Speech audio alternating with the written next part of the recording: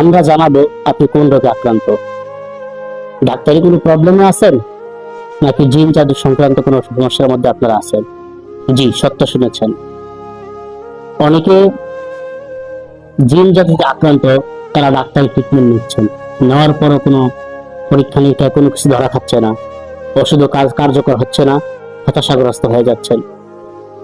তো সেই ক্ষেত্রে যদি ডাক্তারি ট্রিটমেন্টে কোনো সমাধান পাওয়া না যায়, সেই ক্ষেত্রে আপনি পরীক্ষা করবেন যে আপনার জিন কেন্দ্রিক কোনো সমস্যা আছে কিনা, অথবা জাদু কেন্দ্রিক, কালো জাদু বা ব্ল্যাক ম্যাজিক এই কেন্দ্রিক কোনো প্রবলেম আছে কিনা, এটা আপনার পরীক্ষা করাবেন। পরীক্ষা করাইলে যে আপনাকে ট্রিটমেন্ট নিতে হবে সেটা এরকম না। পরীক্ষা এক জিনিস, ট্রিটমেন্ট আরেক জিনিস।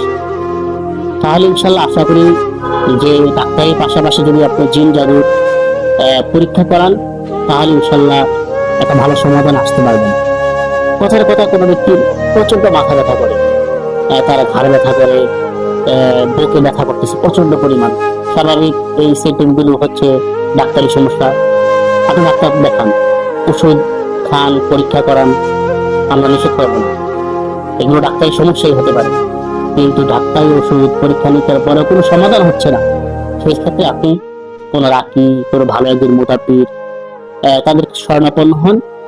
আপনি দেখেন, পরীক্ষা করান যে আপনার এই যে ঘাড় ব্যথা, মাথা ব্যথা, বুকে ব্যথা, এটা জিন সংক্রান্ত অথবা জাদু সংক্রান্ত কোনো প্রবলেম আছে কিনা।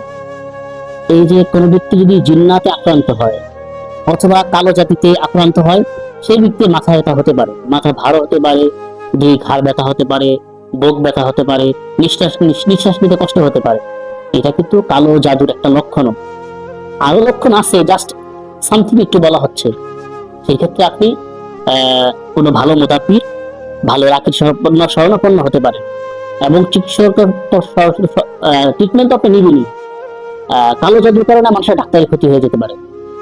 এই জন্য ইনশাল্লাহ আমরা আমাদের জিন জাদু শিফা যে রুকিয়া সেন্টার, যে চিকিৎসালয় আমাদের রয়েছে, ইনশাল্লাহ সেখানে যদি যোগাযোগ করেন, ইনশাল্লাহ আমরা আপনাদেরকে বলে দেব যে আপনার এটা কি ডাক্তারি সমস্যা, না জিন কেন্দ্রিক সমস্যা, না কালো জাদু কেন্দ্রিক সমস্যা, ইনশাল্লাহ আমরা বলে দেব।